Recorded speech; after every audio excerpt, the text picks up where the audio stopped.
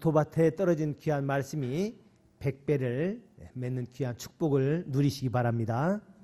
자, 그런데 이 100배의 열매를 맺는데 그러면 처음 열매를 맺는 건 뭘까라고 한번 생각해 보셨습니까? 성경의 첫 열매는 세례 요한이 예수 그리스도의 길을 평탄케 하기 위해서 처음으로 메시지를 전한 걸 보면 잘 알 수 있을 겁니다.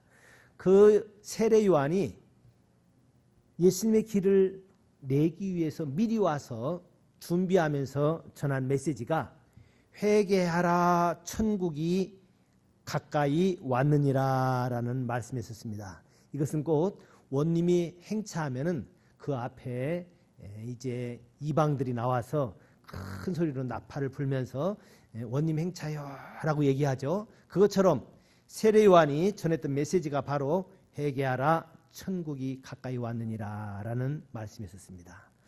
자, 그런데 이제 진짜 주인공 되시는 예수님께서 오셔서도 뭐라고 메시지를 전하겠습니까? 4장 17절에 보면은 똑같이 이렇게 얘기하고 있습니다. 이때부터 예수께서 비로소 전파에 이르시되 회개하라 천국이 가까이 왔느니라 하시더라. 세례 요한도 회개하라 천국이 가까이 왔느니라 라고 얘기하시고 예수님도 회개하라 천국이 가까이 왔느니라 라고 말씀하십니다. 여러분, 성경의 첫 단추는 바로 이렇게 회개입니다.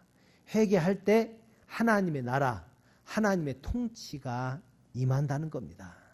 여러분, 우리 마음 안에도, 우리 가정 안에도, 우리 교회에도, 우리 직장과 또 우리 나라 이 민족 안에도 하나님의 통치가 임하기를 주님의 이름으로 축원합니다. 하나님의 통치가 임하려고 하면은 회개해야 된다는 겁니다.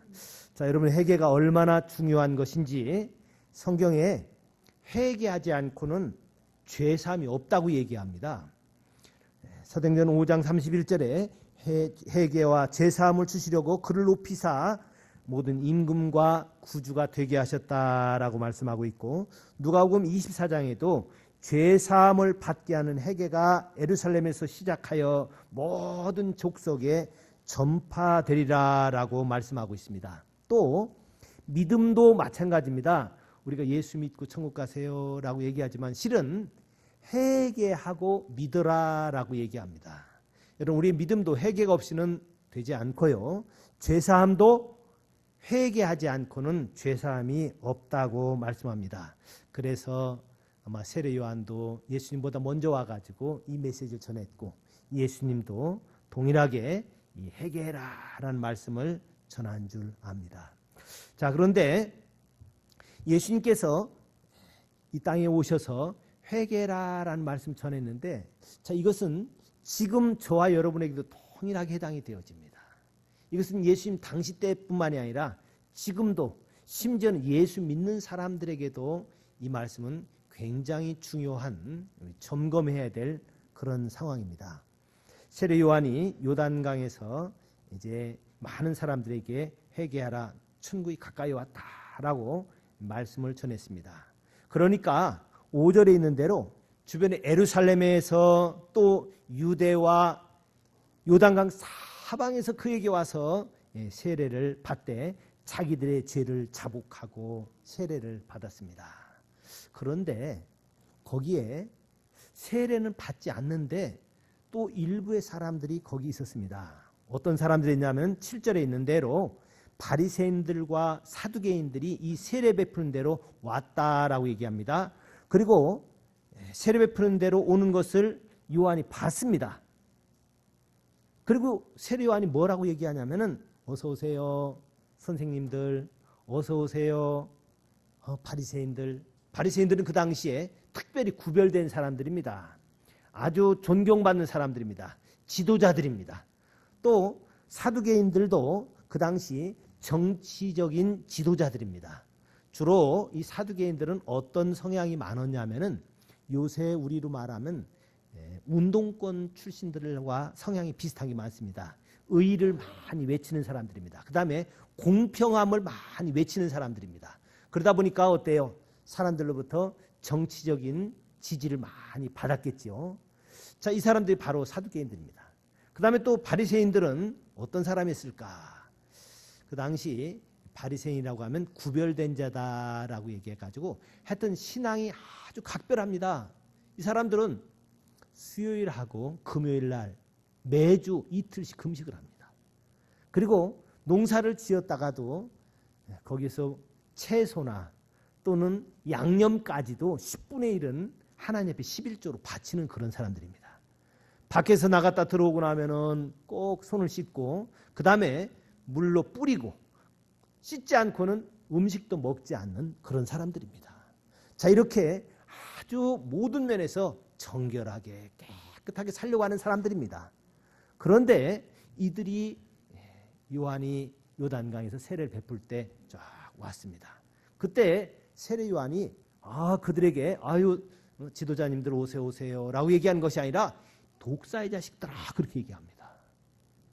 얼마나 놀랍습니까? 여러분 만약에 제가 여기에서 여러분들에게 이 강아지 새끼야 그럼 어떻겠어요? 개 아들이라는 말은 못하고 그냥 강아지 새끼야. 여러분 얼마나 무섭습니까? 그런데 이 세례 요한이 바로 그렇게 지도자들을 향해서 요새 말하면 국회의원이나 종교 지도자들이 왔을 때 그들에게 독사의 자식들아 라고 했으니 얼마나 놀랄 만한 일입니까? 왜 그렇게 했냐면은 요단강에 많은 사람들이 와서 세례를 받는데 이 바리새인들과 사두개인들은 회개하고 세례를 안 받습니다. 우리 여기 성경에는 자세히 나와 있지 않는데 이것을 마가복음 7장에는 그렇게 또 얘기하고 있고 그들은 세례를 안 받았다라고 얘기를 하고 있습니다. 왜 안 받았는가? 그들은 자기들은 세례를 받을 필요가 없다. 우리는 회개할 필요가 없다라고 생각을 한 겁니다. 여러분 그러나 세례 요한은 그들을 향해서 독사의 자식들아 라고 얘기하면서 세례를 받을 것을 요구합니다. 그들은 우리는 받을 필요가 없는데 우리는 일주일에 이틀이나 금식하고 11조를 이렇게 꼬박꼬박 잘 드리고 또 다른 많은 사람들로부터 존경을 받아서 이런 정치적인 지도자들인데 왜 우리가 그런 죄를 회개하고 세례를 받아야 돼 라고 얘기할 때 세례 요한이 이어서 바로 얘기한 것은 8절 말씀입니다. 우리 8절 한번 같이 읽어볼까요? 8절 말씀 그러므로 회개에 합당한 열매를 맺고 라고 얘기합니다. 너희들이 회개했다면 회개할 필요가 없다면 회개에 합당한 열매가 있어야 된다라고 얘기합니다. 여러분 우리도 동일하게 지금 이 시간 회개에 합당한 열매가 있는가를 하나님께서는 보기를 원합니다. 만약에 회개에 합당한 열매가 없다면 이것은 회개가 안 한 거니까 정말 하나님 앞에 회개해야만 우리 마음 안에 하나님의 나라 하나님의 통치가 임한다는 겁니다. 자, 그런데 이 회개라는 말이 참 혼동하기가 쉽습니다. 왜냐하면은 지금이나 옛날이나 동일하게 이 회개라는 말은 나중에 열매를 맺혀지기 때문에 그 당시에는 잘 구별이 안 됩니다. 자, 그래서 이 회개라는 말을 그 원어를 한번 좀 자세히 보면은 도움이 될 것 같습니다. 이 회개라라는 마태복음 3장 2절에 이야기하고 있는 이것은 메타노이테라는 말씀인데 한번 따라해 봅시다. 메타노이테. 이것은 회개라는 말씀입니다. 그런데 우리와 회개를 잘 혼동하고 있는 단어 중에 하나가 뭐냐면요. 후회한다라는 겁니다. 죄 지은 것을 후회하는 거예요. 아유, 내가 괜히 그랬어. 라고 얘기하는 것이 자칫 잘못하면 회개로 생각할 수가 있습니다. 그런데 회개와 후회의 차이는 회개는 열매가 맺혀지게 돼 있고 후회는 열매가 안 맺혀진다는 겁니다. 성경에 그런 예를 우리가 가장 잘 알 수 있는 것이 예수님의 12제자 가운데 회개한 사람이 있고 후회한 사람이 있습니다. 먼저 후회한 사람을 보면은 예수님의 12제자 중에 하나였던 가롯 유다입니다. 가롯 유다는 자기의 스승을 은 30에 팔았습니다. 은 30에 팔고 나서 양심에 가착이 임했습니다. 내가 어떻게 그럴 수 있나? 왜냐하면 자기가 판 예수가 절대로 원래 죄가 없는 분이었기 때문에 유죄 판결을 받아서 십자가 죽을 거라는 건 상상을 못했을 겁니다.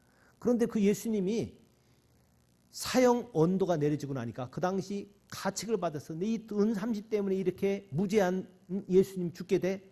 그래서 이 은을 가지고 성전에 가가지고 탁 던졌습니다. 그러면서 내가 무죄한 피를 팔았다라고 외치고 나가서 그는 울었을 겁니다. 목매달아 죽었습니다.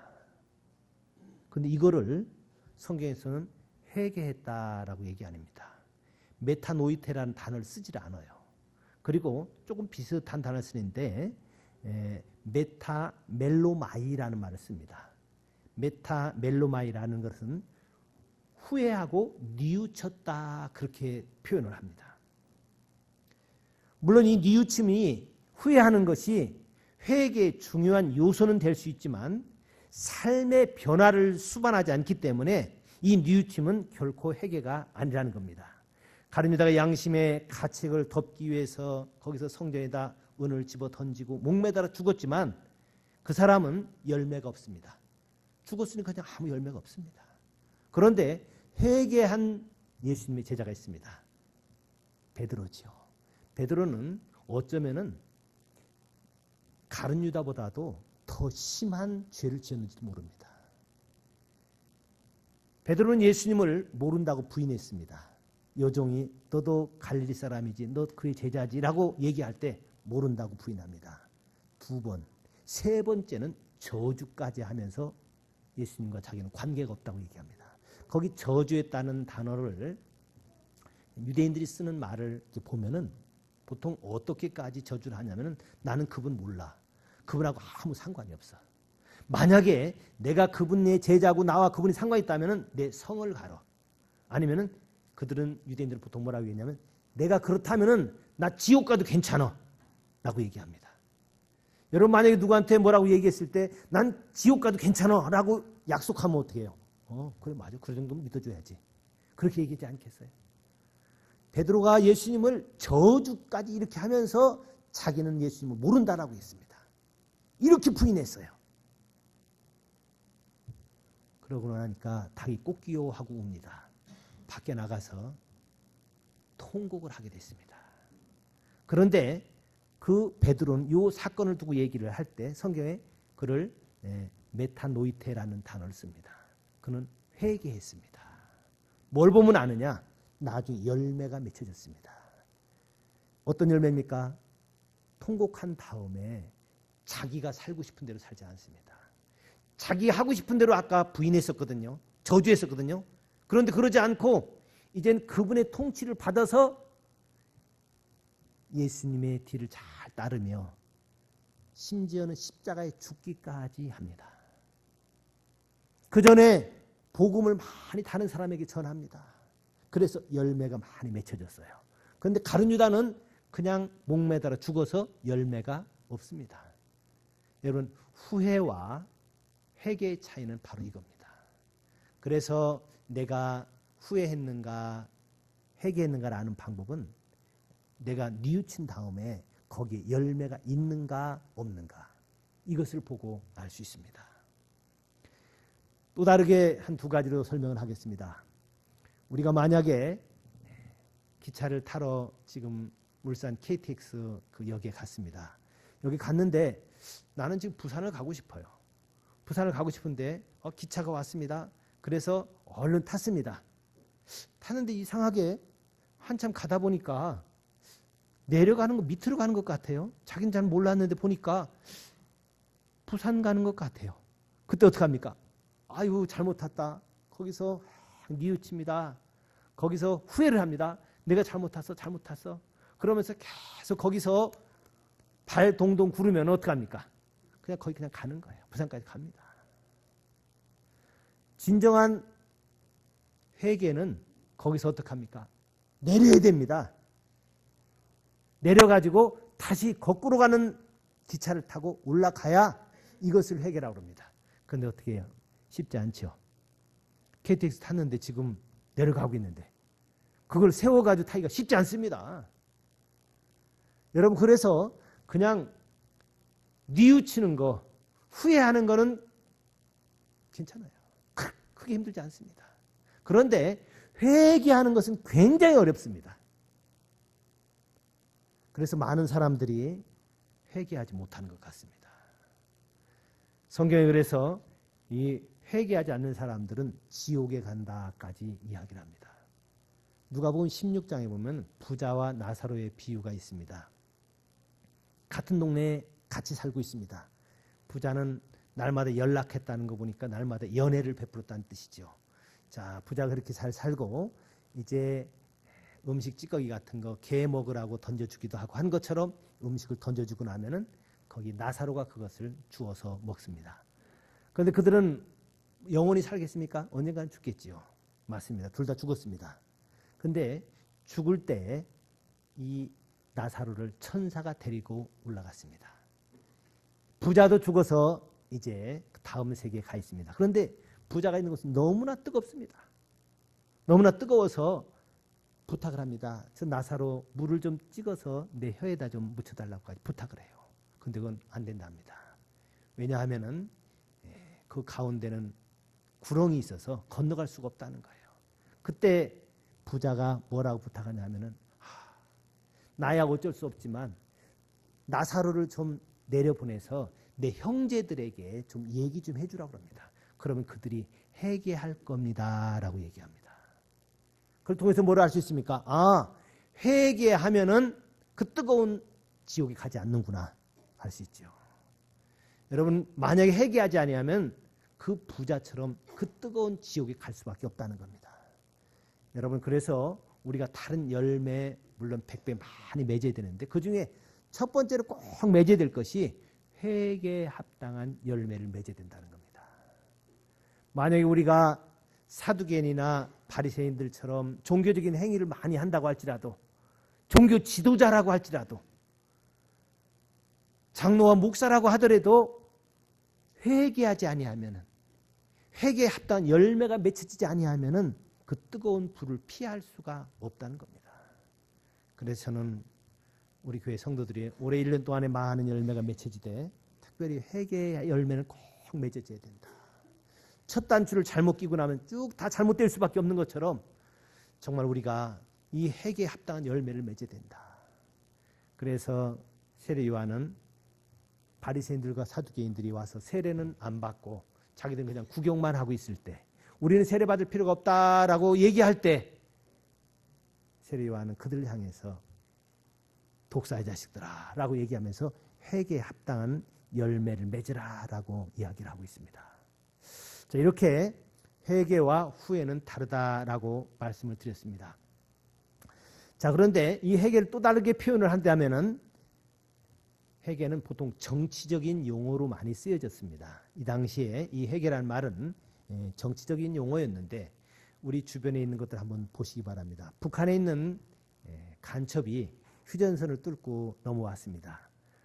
뚫고 넘어와서 이제 계속 내려오다 보니까 배가 고팠겠죠. 배가 고프니까 사람들이 심어놓은 옥수수도 따먹고 고구마도 훔쳐 먹었습니다.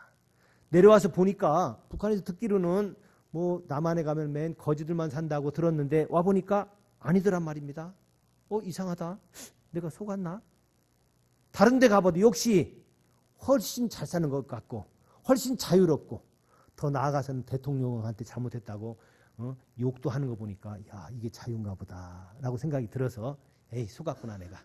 자 그러다 보니까 뭐라 써있냐면 자수해서 광명 찾자 쓰고 내가 자수해야겠다 그렇게 생각을 할 수 있습니다. 그래서 경찰서에 들어갔겠죠. 들어가가지고 자 거기서 회개한다면 어떻게 하겠습니까?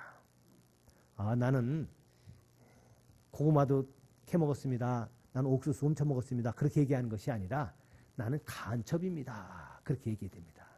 내가 간첩입니다라고 자기의 잘못을 이야기하게 되면은 모든 것이 다 그냥 포함이 돼버립니다. 그 다음에 그러고 나면은 간첩을 어떻게 해주나요? 우리 한국에서는 그 사람에게 오히려 정착금도 주고 직업 훈련도 시켜줘서 그 사람의 삶을 도와줍니다. 그 얘기는 뭡니까? 남한에서 통치를 잘 받으면서 살 수 있는 사람으로 만들어주는 겁니다. 그런데 간첩이 자수해놓고도 계속 북한의 통치를 받으면 그건 자수한 것 아닙니다. 몰래 있으면서 라디오문을 틀어가지고 북한에서 암수표 받아 적고 북한에다가 무슨 무전이나 쳐가지고 남한은 예비군 훈련을 얼마나 받는 것 같습니다. 어디에 원자력 발전소가 있습니다. 이런 거 보고한다면은 이것은 자수한 거 아닙니다. 회개는 자수와 똑같은 거지요. 이제 진짜 자수한 간첩이라면 어떻게 됩니까? 자기는 남한의 통치를 받으면서 오히려 자기가 군대를 가라 그러면 군대도 가고 세금도 내고 이렇게 열매를 주렁주렁 맺으면은 이것은 진짜 자수한 겁니다. 만약에 자수했다고 하면서도 북한의 통치를 계속 받으면 이건 자수 안 한 겁니다. 회개와 후회의 차이는 그겁니다. 후회는 자기가 잘못했다고 생각하면서도 돌이키지 않고 열매가 맺혀지지 않고, 반대로 회개는 열매가 주렁주렁 맺혀지는 삶이 이 올바른 회개라는 겁니다. 자, 그런데 그러면은 우리 여기 있는 사람들 가운데 전부 다 아마 누구 한 명도 빠짐없이 아마 회개하고 회개에 합당한 열매를 맺고 싶을 겁니다. 아, 나 회개에 합당한 열매가 좀 맺혀졌으면 좋겠다. 그런데 이 회개에서 그분의 통치를 받으면 되는데 자꾸 우리 마음 안에서 내가 나를 자꾸 통치하려고 합니다. 사탄의 통치받거나 내가 나를 통치하는 것, 이것이 바로 죄인데 계속 내가 나를 통치하려고 그래요. 그래서 예수 믿고 교회 생활하면서도 자기가 자기 자신을 통치하려고 합니다. 그러니 어떤 열매가 맺혀지겠습니까? 성경 말씀에 마가복음 7장에 보면은 내가 나를 통치하면 안 될 것을 얘기합니다. 사람의 마음에서 나오는 것은 악한 생각, 곧 음란과 도적질과 살인과 간음과 탐욕과 회방과 교만, 모든 악한 것이 다 내 속에서 나온다고 합니다. 여러분, 내가 나를 통치하는 것이 죄라는 것을 성경에서 얘기합니다. 마귀는 우리에게 역사해서 내가 나를 통치하게 합니다. 네가 하나님 노릇해라, 네가 널 다스려라 라고 얘기합니다. 그런데 또 어떤 사람은 그렇게 얘기를 합니다. 아니, 내가 나를 통치하는 것이 당연한 거 아닌가? 뭐 내가 나를 통치하지 못할 거라면은 그게 잘못된 죄라고 한다면 왜 하나님께서 나를 만들어 놨어? 라고 얘기합니다. 여러분, 그러나 우리 사람 안에 마음 안에 이런 죄가 있을 뿐만이 아니라 원래 사람은 하나님의 형상으로 만들어 놨습니다. 하나님의 형상, 하나님의 모양이라는 것은 하나님과 같이 교제하면서 하나님의 수준의 삶을 살도록 원래 만들어 놨다는 겁니다. 그런데 여러분 어떻습니까? 하나님 당신이 원하는 대로만 하시나요? 예수님께서 이 땅에 오셔가지고 자기가 하고 싶은 대로만 하나요? 아닙니다. 예수님은 하나님 음성을 듣고 하나님의 뜻이 이 땅에서 이루어지기를 원합니다. 성령님도 그냥 하지 않고 하나님의 음성을 들으려고 합니다.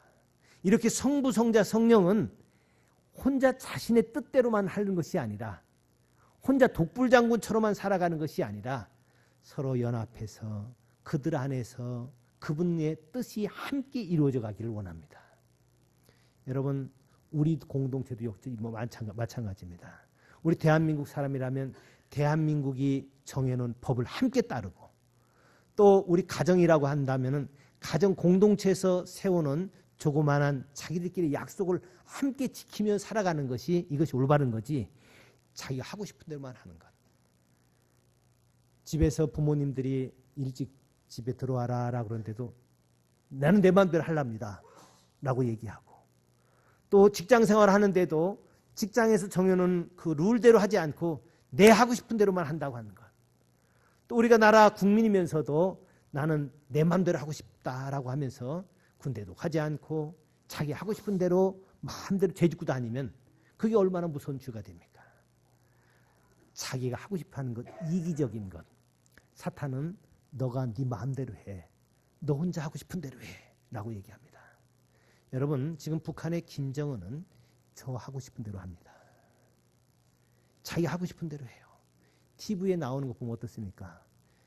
옆에 60살, 70살 먹은 군인들, 옛날에 자기 아버지, 할아버지하고 같이 군 생활에 있고 같이 생활했던 사람들 앞에서 담배 혼자 딱 피면서 뭐라 그러면 거기서 저 사람 별 하나 띄워 그렇게 얘기하고 자기 하고 싶은 대로 합니다.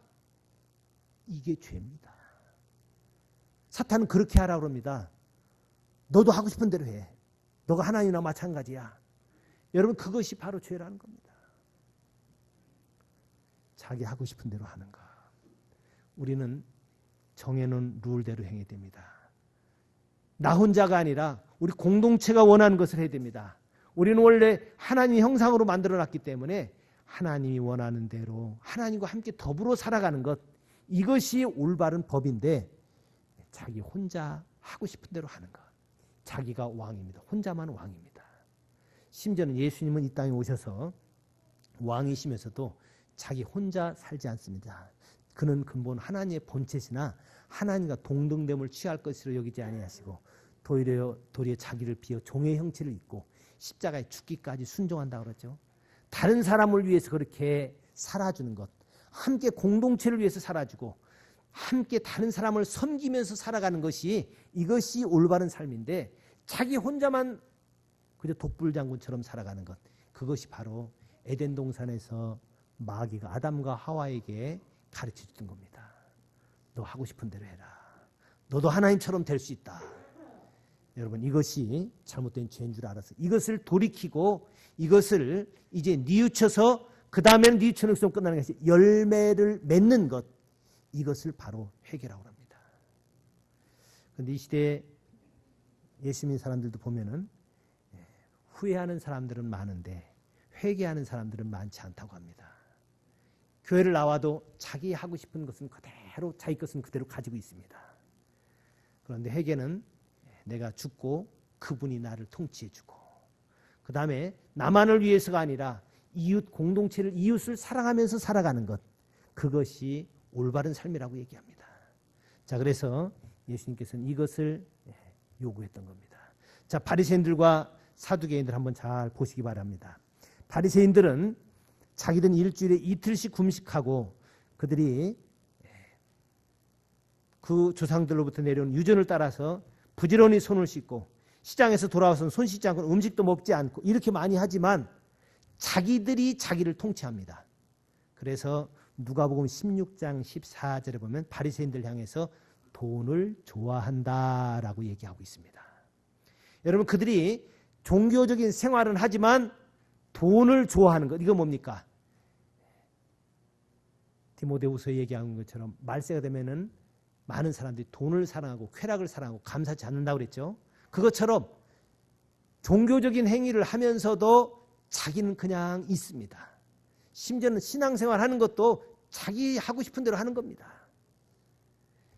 그것이 바로 바리새인들의 모습입니다.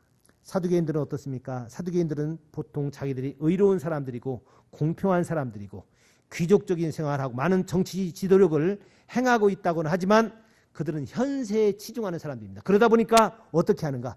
부활을 믿지도 않습니다. 영적 세계를 믿지를 않습니다. 꼭 지금 유물론자들과 마찬가지입니다. 여러분, 자기가 자기를 통치하게 되면, 자기 생각하고 싶은 대로 하게 되면은 결국 이렇게 빠질 수밖에 없다는 겁니다.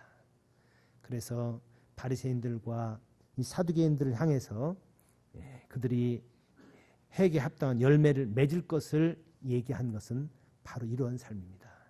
그래서 지금 이 시대도 우리가 교회 생활 오래 한다고 하더라도 만약에 이 회개에 합당한 열매가 없으면 속는 것이고 나중에 죽고 난 다음에도 죄사함도 없거니와 지옥에 갈 수밖에 없다는 겁니다. 여러분, 종교 행위를 한다고 되는 것이 아닙니다. 그러면 어떻게 해야 되는가? 어떻게 해야 우리가 회개에 합당한 열매를 맺을 수 있고 진짜 죄사함과 또 하나님의 통치가 우리에게 임할 수 있겠는가? 그래서 뒤에 이것을 얘기합니다. 11절에 나는 너희로 회개하기 위하여 물로 세례를 베풀거니와 내 뒤에 오시는 나보다 능력이 많으시니 나는 그의 신들기도 감당하지 못하겠노라. 그는 성령과 불로 너희에게 세례를 베풀 거다. 여러분, 물 세례만 가지고는 안 된다는 겁니다. 성령으로 세례 받아야 된다라고 해서 예수님께서 이 땅에 성령 세례를 받아서 우리로 회개케 하기 위함이라고 이야기하고 있습니다. 자, 그래서 진정한 회개가 뭔지 다시 한번 말씀입니다. 진정한 회개는 죄에 대한 감정의 변화가 일어날 뿐만 아니라 죄를 되풀이하지 않는다는 겁니다. 그러나 또 이 사람은 어떤 또 특성이 있냐면은 죄를 버리는데 죄에 대한 두려움 때문에나 또는 이 죄를 지음으로 말미암아 나중에 벌 받을 것이 두려워 가지고 죄를 짓지 않는 것, 이것은 진정한 회개가 아니라고 합니다. 여러분, 어떤 사람들은 죄 지으려고 하다가도 이 죄 지면은 감옥 갈까 봐 죄 안 짓는 거 있습니다. 또 어떤 사람들은 주변 사람들이 눈이 보는 것 같으니까 죄를 안 지려고 하는 경우가 있어요. 내가 나를 통치는 하되 오히려 이걸 하게 되면 내가 욕먹을 것 같으니까 그 행위를 절제합니다. 이것은 진정한 회개가 아니라는 겁니다.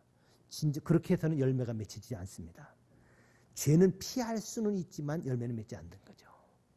이게 뭐겠습니까? 바리새인들과 사두개인들도 죄를 피하기는 할지 몰라도 열매는 맺을 수 없다는 겁니다.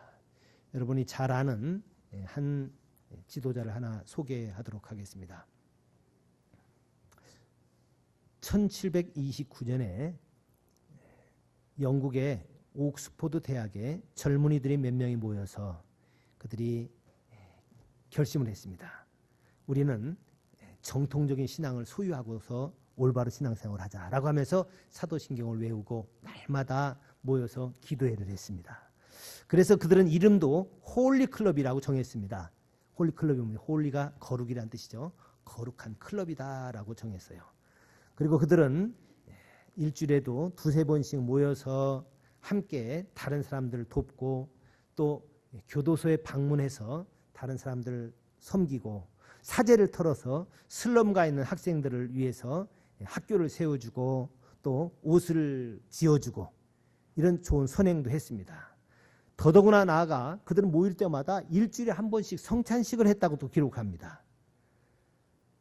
토요일 날도 안식일로 지키고 일요일 날도 안식일로 지키고 이렇게 일주일에 이틀 동안이나 그들은 신앙생활을 했습니다. 자, 그렇게 열심히 했는데 자, 그들 마음 가운데 이상하게 열매가 없습니다. 기쁨이 없습니다. 감격이 없습니다. 그러던 중에 1738년 5월 달에 그 옥스포드의 올더스게이트라는 거리를 지나가다가 그 무라비안이라는 사람들이 그 예배를 드리고 있었습니다. 거기 들어가서 자기도 말씀을 듣는 중에 이상한 일이 있었습니다. 그 사람은 일기를 이렇게 썼습니다. 나는 이상하게 가슴이 따뜻해지는 것을 느꼈다. 내가 그리스도 구원하실 수 있는 유일한 분인 그리스도를 신뢰하고 이제는 살 수 있겠구나 라는 생각이 들었다는 겁니다. 그리고 심지어는 나 자신을 송두리째 그분이 다 가져가고 나를 죄와 사망의 법에서 구원해 줬구나. 이제는 내가 구원받았구나 라는 것을 알게 됐다는 겁니다. 그럼 그 전에는 어땠는가? 그 전에는 구원받은 줄로 착각을 했었다는 겁니다. 이게 누군지 아십니까? 감리교의 창시자 요한 웨슬레입니다. 요한 웨슬레는 이 홀리클럽에 속해서 대학을 졸업한 다음에 이 선교의 열정을 갖고 그 당시 미개인들이 살고 있었던 지역 또 그 당시 식민지 국가였던 미국에 선교사로 나가서 몇 년 동안 일을 했었습니다. 열심히 사역을 했었습니다. 그런데도 불구하고 그의 마음 가운데는 열매가 맺혀지지 않았습니다. 그래서 그의 마음 가운데 두려움과 늘 근심이 있었습니다. 또 마음 가운데는 이제 하나님이 통치하는 것이 아니라 자기가 자신을 통치하고 있었기 때문에 열매가 없었습니다. 그런데 1738년 그 올드게스트 거리에서 말씀을 듣고 그가 진정한 회개하고 나니까 이게 바로 천국이구나. 이걸 안 다음부터는 이제는 요한 웨슬레는 말을 타고 탄광이나 또는 교도소 같은 데 가서 똑같이 말씀을 전하게 됐습니다. 근데 전과는 달랐습니다. 전에는 자기 열심으로 했었는데 이제는 하나님이 자기 안에서 통치함으로 말미암아 많은 열매가 맺혀지게 됐습니다. 그래서 그를 따르는 많은 사람들이 있었기 때문에 나중에 그 사람들이 모여서 감리교회가 만들어지게 됐습니다. 요한 웨슬레는 죽을 때까지도 감리교를 만들지 않았습니다. 그 열매들이 자기가 죽었는데도 그 이후에 계속 맺혀져서 그 사람들이 나중에 이제 주변 사람들로부터 메소디스트라는 말을 듣게 됐고 이것이 감리교 교인들이 되게 된 겁니다. 여러분, 저는 이 말씀을 전하면서도 마음 가운데 그런 생각이 들었습니다. 그렇다.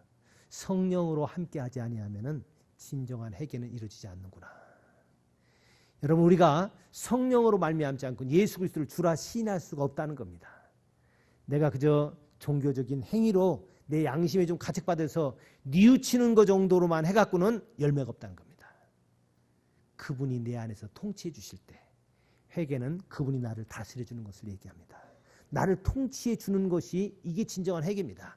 전에는 내가 왕노릇하고 내가 통치했지만, 사탄이 통치했지만, 이제는 그게 아니라 하나님이 나를 통치해 줄 때, 하나님이 나를 다스려 줄 때, 이게 진정한 회개고, 그 이후에야 회개에 합당한 열매를 맺을 수 있다라는 겁니다.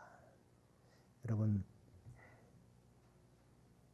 성경에 예수님의 12 제자 가운데 베드로와 가룟 유다, 우리가 어떻게 하면은 가룟 유다가 되지 않고 베드로가 될 수 있겠는가? 베드로도 어쩌면은 가룟 유다보다 더 큰 죄를 지었을지 모르지만, 이제 그가 진정 자기가 자기를 통치하지 않고 통곡한 다음에 돌아서게 될 때, 온전히 그분이 그 안에서 통치해 주실 때 열매가 맺혀져서 이제는 천주교에서는 교황, 일대 교황으로 일컬을 만큼 많은 사람들이 살고, 그 다음에 십자가에 거꾸로 매달아 죽는 그런 삶을 살아서, 이제 그는 지금도 예수님 12제자 가운데 수석 제자라고 꼽혀지고 있습니다. 어쩌면은 예수님의 말씀을 잘 들어도, 예수님을 따라다녀도 어쩌면은 회개하지 않고 후회하는 삶으로 맞춰질 수도 있겠다. 자, 그러면은 회개하기 위해서 어떻게 되는가? 예수님께서 말씀하고 있는 것처럼 성령으로 거듭나야 된다. 물과 성령으로 거듭난다는 것은 바로 이 말씀을 두고 한 얘기입니다. 요한복음 3장에 물과 성령으로 거듭나지 않으면 하나님 나라에 들어갈 수 없다라는 것처럼 똑같은 그런 말씀입니다. 오늘 이 말씀은 또다시 요한은 얘기를 합니다. 바리새인들과 사두개인들을 향해서 얘기할 때 그들에게 독사의 자식들아 라고 얘기하면서 중요한 얘기, 재미있는 얘기를 하나 하고 있었습니다. 우리 한번 성경을 같이 볼까요? 자, 우리 한번 같이 9절 말씀은 8절 9절 한번 같이 읽어보겠습니다. 8절 9절. 그러므로 회개에 합당한 열매를 맺고 속으로 아브라함이 우리 조상이라고 생각하지 말라. 내가 너희에게 이르노니 하나님이 능히 이 돌들로도 아브라함의 자손이 되게 하시리라. 자, 여기 바리새인들과 사두개인들이 나와서 열매를 맺지 않고 있는 그들을, 왜 그들이 열매를 맺지 않으면서도 회개하지 않는가 보니까 자기들의 조상이 아브라함이라는 그 생각 때문에, 모태신앙이라는 것 때문에, 그리고 자기들은 바리새인으로 일주일 이틀씩 금식하기 때문에 주변 사람들로부터 제사장이 되고 이런 그런 계급에 속했기 때문에 자기들은 저절로 될 줄로 아는데, 이때 얘기한 것이 바로 이겁니다. 하나님은 이 돌들로도 아브라함의 자손이 되게 할 수 있다. 저는 이 말씀이 좀 이상했습니다. 이게 무슨 얘기인가? 이 돌들로도 아브라함이 될 수 있다. 이 돌이라는 말과 이방인이라는 말이 그 동음이어입니다. 같은 말입니다. 그 뜻이 달라요. 그러니까 그 얘기 뭡니까? 그 당시 이스라엘 사람들은 유대인들만 구원받지, 이방인들은 다 지옥 간다. 지옥의 땔감이고 돌이다, 돌. 부를 때, 그래서 이방인들을 부를 때 돌 그렇게 불렀습니다. 근데 예수님께서 하신 말씀이 이 돌들로도 바꿀 수 있다라고 얘기합니다. 그러면서 성령으로 세례받을 것을 말씀하고 있습니다. 오늘 저와 여러분, 우리 힘으로는 이런 진정한 회개 열매를 맺을 수 없지만 성령께서 함께 하시면 맺을 수 있다는 것.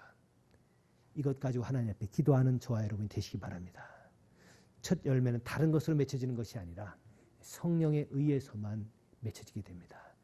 저 자신을 봐도 제가 그렇게 간증할 수밖에 없습니다. 저도 모태신앙이었고, 저도 열심히 주일학교부터 다녔지만, 제가 진정한 회개를 했던 것은 나중에 성령께서 저에게 역사해 주실 때만 됐지, 내가 내 힘으로 열심히 종교적인 행위했던 것이 나를 회개하게 만들지는 않았구나라는 것을 제가 경험적으로도 느끼게 됐습니다.